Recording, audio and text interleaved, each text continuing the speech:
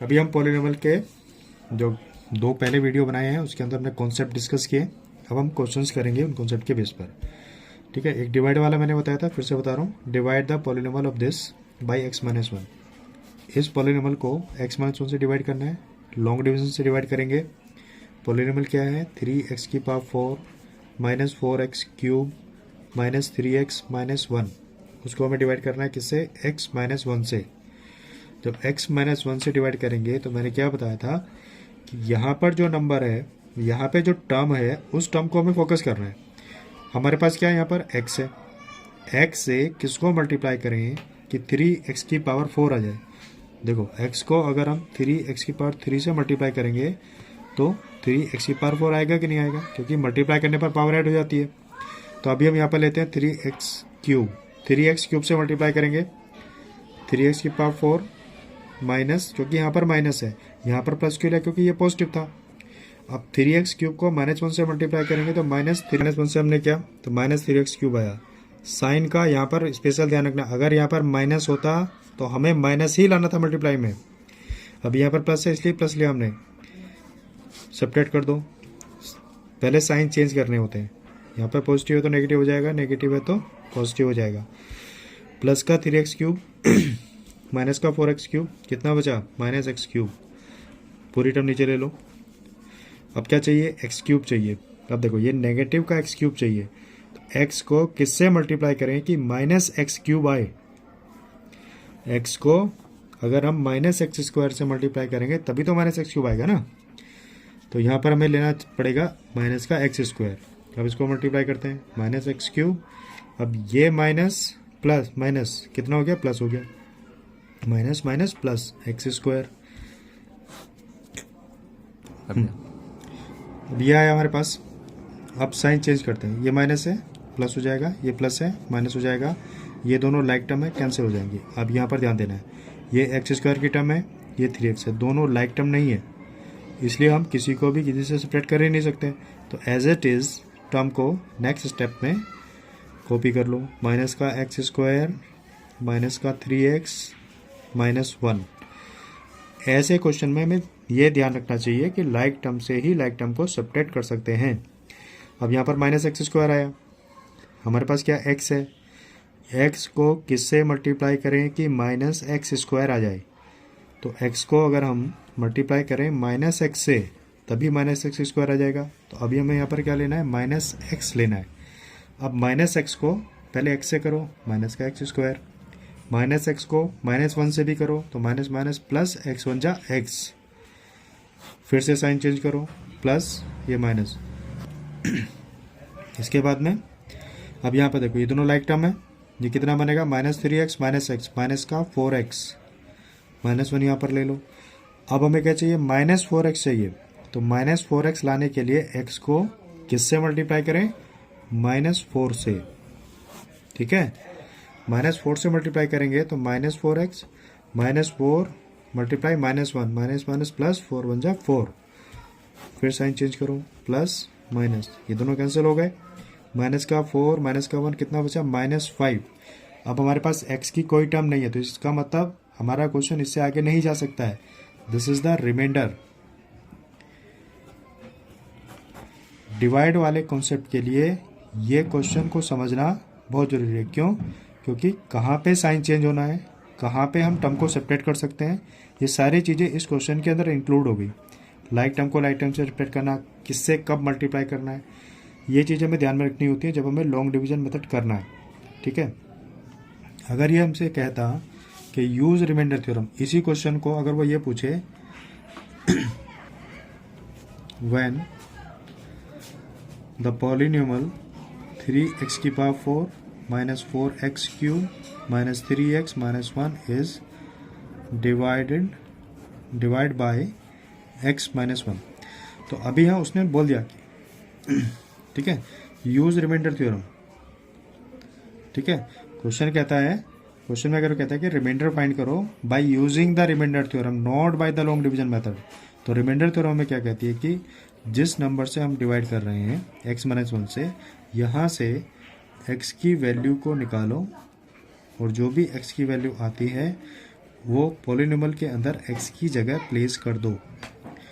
Place करने के बाद में अपनी टर्म को सिंप्लीफाई करो, कैलकुलेट करो और उसके बाद चेक करो कि हमारा आंसर क्या आ रहा है। 1 की पावर 4 मतलब 1, 3 1 जा 3, 1 की पावर 3 मतलब 1, 4 1 जा 4, 3 1 जा 3 -1। ठीक है, 3 -4 3 7 और 1 -8 आया। -8 + 3 कितना है? -5। तो आंसर तो वही आ रहा है ना। लेकिन उसने यहाँ पर बोला है कि यूजिंग रिमाइंडर थ्योरम, तब हमें इससे करना है। नहीं बोलेगा तो लॉन्ग डिवीजन से, अगर कहता है तो ठीक है, नहीं कहता तो उसको हम लॉन्ग डिवीजन से करेंगे। ठीक है, examine whether x + 2 is a factor of x³ + 3x² + x + 6 और नॉट। हमें ये एग्जामाइन करना है कि ये टर्म इसका फैक्टर है कि नहीं है। ठीक है, तो फैक्टर थ्योरम हमें क्या बताती है कि अगर x + 2 इस पॉलिनोमियल का फैक्टर है तो x की वैल्यू यहाँ से लेने पर और उसको इसमें प्लेस जब करेंगे तो वो 0 आना चाहिए। ऐसे पूछता है, examine whether x + 2 is a factor of px = x³ + 3x² + 5x + 6 कि x + 2 इसका फैक्टर है कि नहीं है। अगर हमें ये चेक करना है तो क्या करेंगे, x की वैल्यू x + 2 = 0 मानो, x = -2 आया हमारे पास। अब जो x की वैल्यू है वो हमारे पॉलिनोमियल में प्लेस कर दो। अपने पॉलिनोमियल में इसको प्लेस कर देते हैं। x की जगह 2 रख देंगे, -2 का क्यूब + 3 × -2 का स्क्वायर + 5 × -2 + 6। -2 का क्यूब कितना होता है? -8। -2 का स्क्वायर 4 हो जाएगा, 3 4 जाएगा, -5 2 10 + 6, -8 + 12 -10 + 6, -10 और 8 -18, 12 और 6 +18 कितना आया? 0। लिखेंगे yes, x + 2 is a factor of, अगर पूछता है तो। इसके अलावा find the value of k if x - 1 is a factor of 4x³ + 3x² - 4x + 1। तो सेम कॉन्सेप्ट हमने इस क्वेश्चन में जो यूज़ किया वो ही यूज़ करेंगे। ठीक है, यहाँ पे उसने बोला है कि ये इसका फैक्टर है, यहाँ पे वो कह रहा है वेदर है कि नहीं है। ठीक है, उसका फैक्टर है कि नहीं है, हमें यहाँ पर चेक करना है। यहाँ पे हमें दिया नहीं है कि फैक्टर है। ठीक है, इसलिए हमने यहाँ पे क्या किया, उसको चेक किया, 0 आया, फिर हमने बोला यस फैक्टर है। और यहाँ पे क्वेश्चन में क्या कह रहा है कि yes it is a factor, वो पहले से ही फैक्टर है। अगर फैक्टर है तो हमें क्या पता है कि अगर ये वैल्यू इसका फैक्टर है तो पॉलिनोमियल रखने पर 0 आना चाहिए।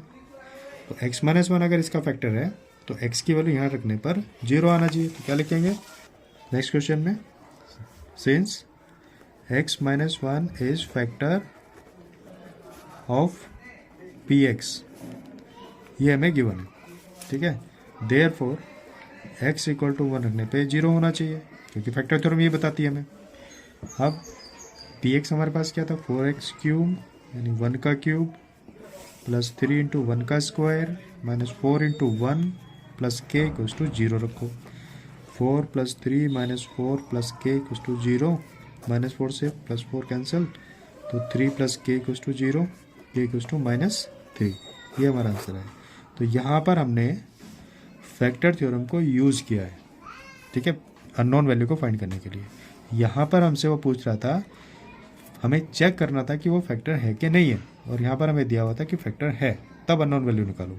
तो ये डिफरेंस दोनों क्वेश्चंस में होता है। Is this by using factor theorem, by using factor theorem. तो हमें यहाँ पर फैक्टर थ्योरम यूज़ करना है। वैसे तो हम लोग इसको जब फैक्टराइज करते हैं तो मिडिल टर्म डायरेक्टली स्प्लिट कर लेते हैं। अभी क्या है, उसने फैक्टर थ्योरम यूज़ करने के लिए बोला है। तो जब फैक्टर थ्योरम यूज़ तुम करोगे तो यहाँ पे ये जो टर्म है हमारी कांस्टेंट टर्म, उसको y के कोफिशिएंट से मल्टीप्लाई करो। 6 1 जा 6, 6 के फैक्टर क्या हो सकते हैं, 1 2 और 3। ठीक है, तो पॉसिबल फैक्टर्स आर कि कौन कौन है, 1 है, 2 है और 3 है। अब क्या करेंगे, एक्चुअली अब 1 रख के देखो 0 आ रहा है कि नहीं आ रहा है, 2 रख के देखो 0 आ रहा है कि नहीं आ रहा है, 3 रख के देखो 0 आ रहा है कि नहीं आ रहा है, इसका फैक्टर होगा।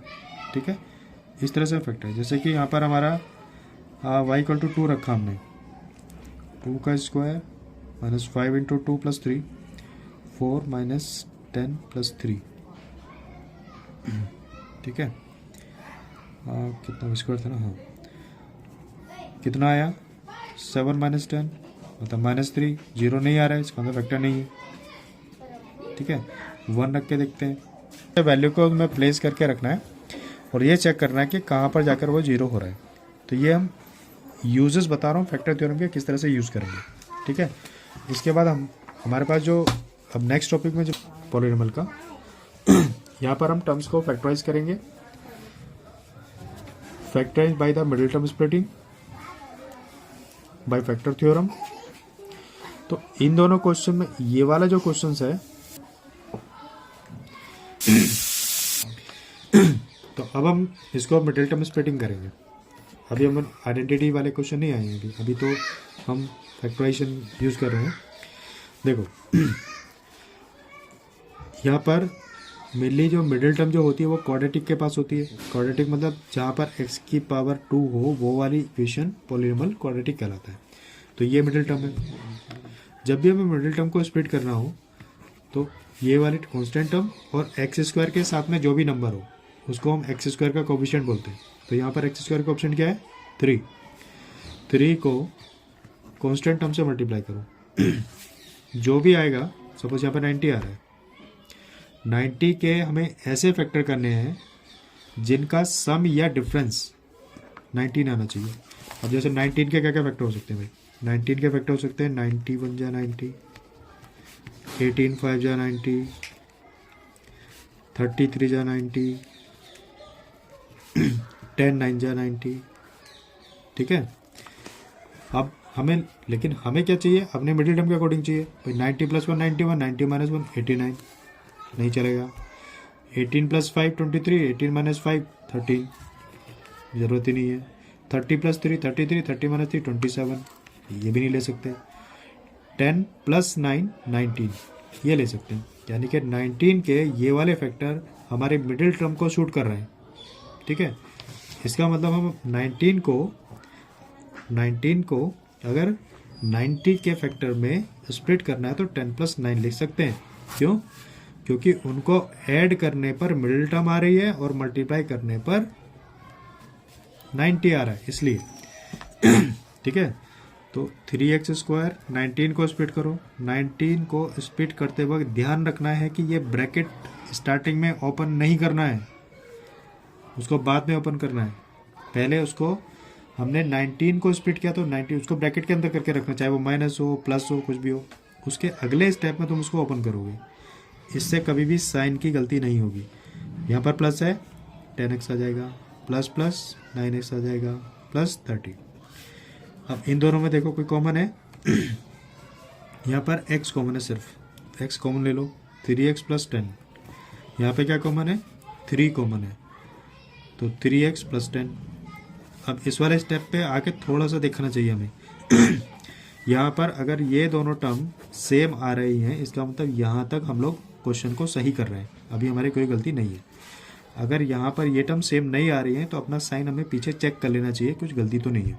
ठीक है, अब जो टर्म सेम है उसको हम कॉमन कह सकते हैं, तो ये हमारे पास कॉमन आ गया। इसका मतलब 3x + 10 को हम कॉमन ले लेंगे। जब ये बाहर आ गया तो यहाँ पे क्या बचा, x बचा, ब्रैकेट लगाओ, प्लस ये बाहर आ गया तो क्या बचा, 3 बचा। तो ये इसके फैक्टर हो गए। ये प्रोसेस है मिडिल टर्म को स्प्लिट करने का, इस तरह से मिडिल टर्म स्प्लिट करते हैं। ठीक है, 2√2x²। अच्छा, इसमें भी बच्चों को थोड़ा प्रॉब्लम आती है, ये भी मैं कर देता हूँ, ये वाला तुम लोग खुद करना। मैं x² के कोफिशिएंट को लास्ट टर्म से मल्टीप्लाई करो, 2√2 को 5√2 से मल्टीप्लाई करो। देखो 2 5 जा 10, √2 को √2 से करेंगे 2, कितना आया 20। 20 के ऐसे फैक्टर करने हैं जिससे 9 आ जाए। तो फर्स्ट टाइम मैं क्लिक नहीं कर रहा, तो जैसे मैंने ऊपर करा वैसे करके देख लो। मुझे तो यहाँ पे सबसे बेस्ट क्या रहेगा, 4 5 जा 20 करो, 4 + 5 जो है 9 होता है। तो मिडिल टर्म को स्प्लिट कर किया हमने 4 और 5 में, 2√2x²। 9 को स्प्लिट किया 5 + 4 में, प्लस 5√2, 2√2x² + 5x + 4x + 5√2। ठीक है, अभी यहाँ पर जो है यहाँ से हमारे पास कॉमन क्या है, सिर्फ x कॉमन है। हो गया, यहाँ पर जो कॉमन हमें दिखाई दे रहा है वो सिर्फ x कॉमन है और कोई कॉमन नहीं आएगा, तो x कॉमन ले लो, 2√2x प्लस 5 यहाँ पर बचा प्लस।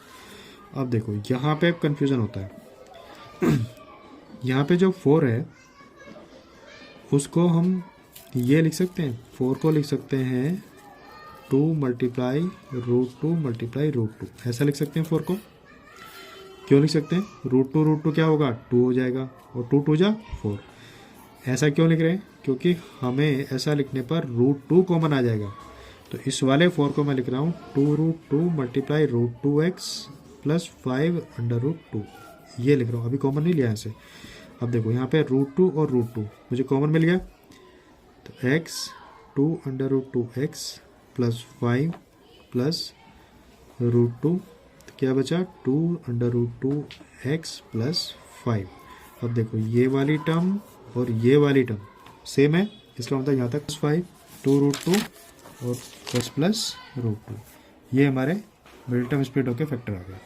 ठीक है, क्वेश्चन हम फिर बाद में करेंगे, काफ़ी सारे क्वेश्चन हैं, बहुत ही इंपॉर्टेंट क्वेश्चन है, not only for 9th class but आगे जाके भी कभी बहुत इंपॉर्टेंट क्वेश्चन है, एग्जाम में भी आते हैं तुम लोग के स्कूल में।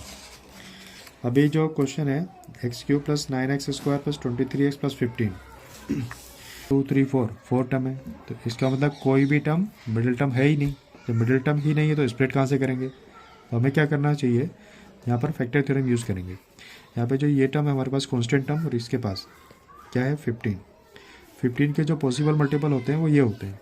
ठीक है, हमारे पास जो पॉलिनोमियल है उस पॉलिनोमियल में हम x की जगह प्लस या -1 प्लस या -3 प्लस या -5 को प्लेस करके देखेंगे कि कहाँ पर ये 0 हो रहा है। कॉमन सेंस क्या यूज़ करना, देखो सारी टर्म पॉजिटिव है, इसका मतलब x की कोई पॉजिटिव वैल्यू डालेंगे तो कभी भी 0 होने वाला नहीं है, क्योंकि सारी टर्म पॉजिटिव है ना। अगर x की कोई टर्म पॉजिटिव है, अगर तुम x = 1 रखोगे तो ये क्या 0 हो जाएगा, क्या कभी भी 0 नहीं हो सकता। तो इसलिए क्या करो, थोड़ा कॉमन सेंस भी यूज़ करना हमें। अगर कोई नेगेटिव टर्म होती तो हम पॉजिटिव ट्राई करते, अभी सारी पॉजिटिव है इसलिए हम नेगेटिव ट्राई करेंगे। x की जगह -1 रख के देखो, तो -1 रखेंगे यहाँ पर, -1 का क्यूब कितना होगा -1, -1 का स्क्वायर कितना होगा 1, तो 9 1 जा 9, 23 -1 रखेंगे तो -23 और ये क्या है +15, ये रखा हमने। यहाँ देखो -1 -23 कितना हुआ -24, 15 और 9 कितना हुआ +24। अब 9th क्लास में आकर ये मत करना है फिंगर पे 15 16 17 18, वो सब नहीं चलता है।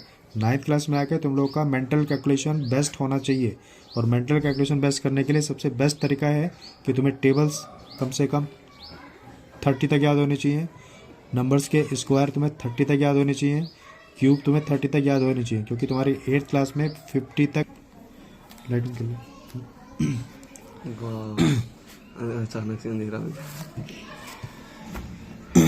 पड़ेगा। अब हम x+1 से x³ plus 9x² plus 23x plus 15 को डिवाइड करेंगे। डिवाइड वाला प्रोसेस कई बार बता चुका हूँ, एक्सप्लेन नहीं करूँगा, सीधा कर रहा हूँ अभी।